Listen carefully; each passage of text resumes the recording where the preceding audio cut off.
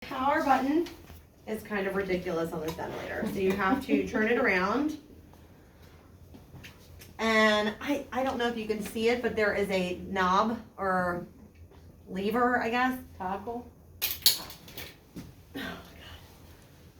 Okay, so you have to kind of pull it down, swivel it over, and then put it back up until when you see the green light come on. Do you see the green light come on? You know the power is on. Success. Okay? Just like pretty much any other ventilator, it's electrically powered and pneumatically powered. Okay? Red outlet, right? We'll let it fire up. Right here is your expiratory cassette. So pretty much in between every patient, this should be coming out. I don't know if they autoclave it. They send it down to sterile processing, right? Yeah. And then it can slide right back in. We are not going to do a user check. However, it is super simple. So there is like a, I guess maybe like 8-inch, no, probably like a ruler size, 12 inches probably. Pieces of corrugated tubing that comes with the ventilator. It's gray and white. There's one out there on the ventilator if you want to take a look at one. And you just loop it around and do your check. So you do your system check. There's two of them. There's a pre-use check and then there's a circuit check. It takes like 2 minutes. So practice that in the clinical. Like if you have downtime, go into the equipment room because everybody in the equipment rooms have 50 PSI hookups. They have power, so you can do anything you need. Okay? Do you want to change? Yes, we'll start from no. Okay? So from here, you can see if you performed the test or not. There is no lying. Okay? You can choose adult, pediatric, or neonatal. All right? Invasive, non-invasive, and O2 therapy. And then, of course, this is the mode, which you can also access up there in the modes button. Or, yeah, like touch button. Okay. So here are the modes.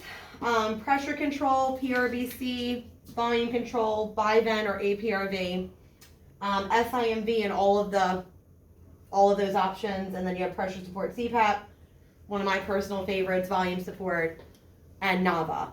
So NAVA, but remember, NAVA is fabulous, but you have to use it with that specialized OG or NG tube that will read the electrical activity of the diaphragm of the patient and synchronize the ventilator with their effort, literally their muscle. But I mean, it's like great in theory, but like I don't see the hospital administrators, if you can't even get them to buy like a high-low evac tube, which is proven to prevent VAP. You know what I mean? I don't see that happening, which is a shame. All right, very good. So, modes, you have your alarm limits.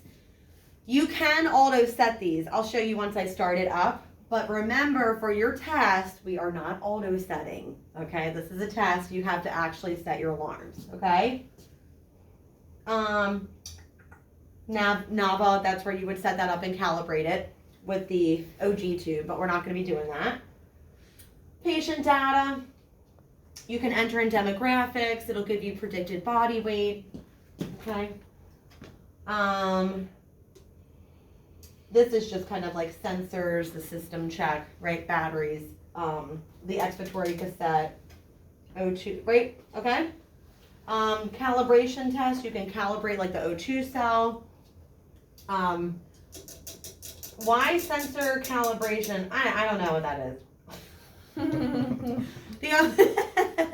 At least I'm honest. So I believe what that would be in my mind is that infants have very tiny flow rates. So like the Draeger has a specialized, you'll see it when we're in that land next semester. They have a specialized flow sensor that goes right at the Y. So that's the only thing I can really think of. Lock screen, if you have like a handsy resident or RN, you can lock the screen. Let's see.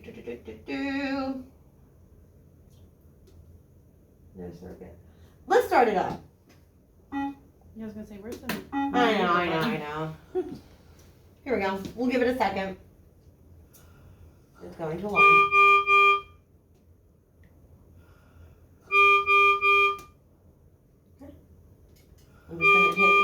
because we wouldn't do that normally, but just so it's not alarming the whole time. Did I hit yet? Okay. All right, very good. All right, so we're just in typical volume control. Nothing profound here. So, disconnection suction. It won't let me do it right now because we're not hooked up to oxygen, but remember that'll be O2 at 100% for adults for 2 minutes, but it'll also silence your disconnection alarms. Okay, so just make sure you're aware of that before you leave the room. Maneuvers that we have here, you can give a manual breath if you're administering like an MDI. I don't ever see that happening because these come standard with an Aerogen nebulizer. Like they come with it. It's part of the package deal. So I don't see any need for that feature. I mean, you know what I mean, like as far as like the MDI. Static measurements, you do an inspiratory hold for 3 seconds. So we'll do it. Fine. Give it a sec. Am I not doing it? Okay. Excellent. Then you do an expiratory hold. 1, 2, 3. Okay. So that's pretty cool for your static measurements. Nebulization, start. It'll run the Aerogen neb from here. Oh my gosh, I'm so sorry. Like a mess. No, that's not, where were we at? Hold on, maneuvers, sorry. And then again, O2 boost, which is the 100% for 2 minutes. All right, views, remember I was talking about the bubbles? Okay, so that's the family view. Just give it a second. There's the bubble. So it's like very calming, you know what I mean? You know, if you're in the hospital, first of all, it's terrifying if you know what's going on. If you don't, it's even more terrifying. And sometimes like this screen can be like a bit much, especially if it's alarming and stuff like that. All you have to do to exit that is hit the screen and it'll take you out. Also, you can do your loops. Just give it it has to calibrate. It's not that tiny all the time. The teeny tiny loop. There we go. So that'll give you kind of waveforms and loops. All right. And then you can do distance when, shoot, didn't I do it? There we go.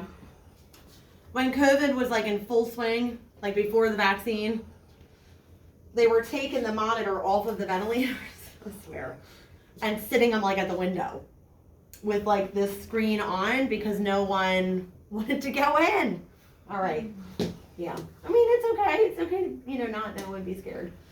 So, I like this screen. You know, it's your standard waveforms. You have patient information over here. Anytime you see like a little green arrow, it typically means more. Okay, so see how more came up, all right?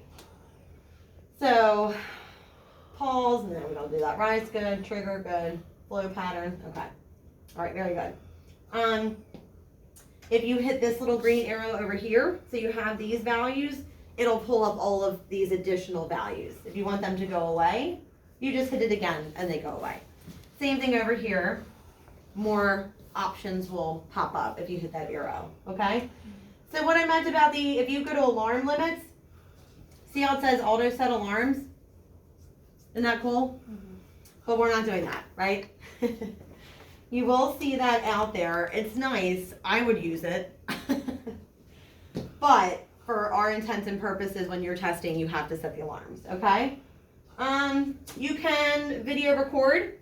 You can take pictures or screenshots if you need that information for like a study and you need the data.